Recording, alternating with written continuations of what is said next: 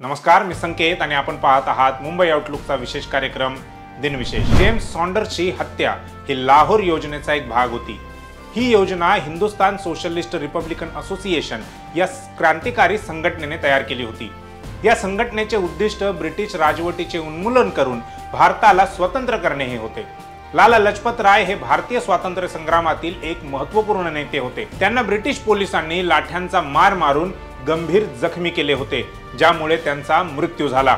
लाला लजपत राय यांचा मृत्यू हा क्रांतिकारकांसाठी एक मोठा धक्का होता।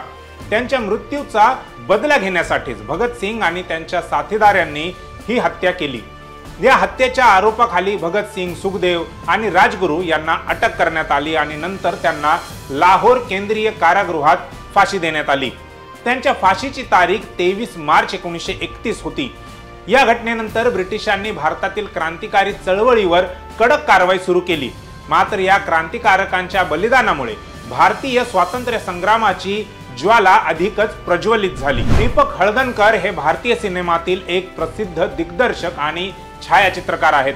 त्यांचा जन्म 17 डिसेंबर 1947 रोजी कर्नाटक राज्यातील धारवाड येथे झाला। मुंबईमध्ये वाढलेले दीपक हळदणकर यांनी भारतीय सिनेमात उल्लेखनीय योगदान दिले आहे। दीपक हळदणकर यांनी आपल्या चित्रपट कारकिर्दीची सुरुवात 1970 मध्ये केली। त्यांनी द फ्लाइंग सिख मिल्खा सिंग आणि आर्मिंग द माउंट्स यासारख्या चित्रपटांचे छायाचित्रण केले। या चित्रपटांमुळे त्यांना भारतीय चित्रपट क्षेत्रात ओळख मिळाली। त्यांनी 1984 आणि 1985 मध्ये 2 माउंट एव्हरेस्ट अभियानांवर छायाचित्रण केले। 1984 मध्ये भारतीय माउंट एव्हरेस्ट अभियानावरील चित्रपटाबद्दल त्यांना राष्ट्रीय पुरस्कार मिळाला।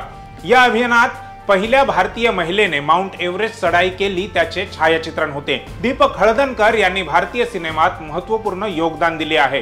त्यांच्या चित्रपटांनी भारतीय संस्कृती आणि इतिहासाला जगासमोर मांडले आहे। चिमाजी आप्पा यांचे संपूर्ण नाव चिमाजी बाळाजी भट होते। पेशवा बाळाजी विश्वनाथ भट यांचे पुत्र आणि बाळाजी पेशवा यांचे धाकटे भाऊ असलेल्या चिमाजी आप्पा हे मराठा साम्राज्यातील एक प्रसिद्ध सेनापती होते। त्यांनी मराठा साम्राज्याच्या विस्तारासाठी अनेक मोहिमांवर यशस्वीपणे नेतृत्व केले। विशेषतः वाईचा किल्ला जिंकून पोर्तुगीजांचे वर्चस्व मोडून काढणे हे त्यांच्या सर्वात मोठे यश होते। अशा एका वीर योद्ध्याचे निधन 17 डिसेंबर 1740 रोजी झाले। त्यांचे निधन केवळ 33 वर्षांच्या अल्पायुष्यात झाले। त्यांच्या निधनाचे कारण आजही निश्चितपणे ज्ञात नाही। काही इतिहासकारांच्या मते त्यांच्या निधनाचे कारण आजारपण होते, तर काही इतिहासकारांच्या मते युद्धातील जखमांमुळे त्यांचा मृत्यू झाला। चिमाजी आप्पांच्या निधनाने मराठा साम्राज्याला मोठा धक्का बसला। त्यांच्या निधनानंतर मराठा साम्राज्याची वाटचाल बदलली। त्यांच्या निधनानंतर बाळाजी पेशवे यांना एकटेच मराठा साम्राज्याची धुरा सांभाळावी लागली। गीतकार, नाटककार, कथाकार आणि पटकथाकार म्हणून साऱ्यांना सुपरिचित असलेले नाव म्हणजे मधुसूदन कालेलकर। त्यांचा जन्म 22 मार्च 1924 रोजी वेंगुर्ला येथे झाला। शालेय शिक्षण वेंगुर्ला झाल्यावर ते मुंबईत आले। सुरुवातीस ते गिरगावात राहण्यास आले। तेथे गणेशोत्सवाच्या निमित्ताने त्यांनी त्यांचे पहिले नाटक लिहिले आणि आपल्या लिखाणाची सुरुवात केली। कालेलकर यांनी लिहिलेली अनेक नाटके, कथा आणि पटकथा आजही लोकप्रिय आहेत। त्यांच्या लेखनातील वैविध्यपूर्ण विषय आणि ओळखीची भाषा हे त्यांच्या लिखाणाची खासियत होती। मराठी साहित्य आणि चित्रपट सृष्टीतील एक दिग्गज व्यक्तिमत्व म्हणून ओळखले जाणारे मधुसूदन कालेलकर यांचे निधन 17 डिसेंबर 1985 रोजी मुंबई येथे झाले।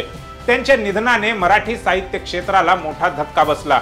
त्यांच्या निधनानंतरही त्यांचे साहित्य वाचक आणि रसिकांना प्रेरणा देत आहेत। भारताचे संविधान तयार करण्यासाठी झालेल्या संविधान सभेत डॉक्टर बाबासाहेब आंबेडकर यांनी दिलेले पहिले भाषण 17 डिसेंबर 1946 रोजी झाले होते। या भाषणात त्यांनी भारताच्या भविष्यातील संविधानासाठी एक रोडमॅप तयार केला होता।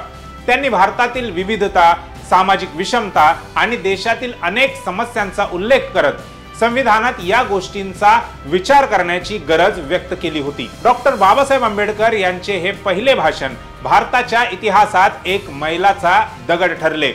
या भाषणातून त्यांनी भारताच्या भविष्याची दिशा दाखवली आणि एक नवा भारत निर्माण करण्याचे स्वप्न साऱ्या देशवासियांना त्यांनी दिले।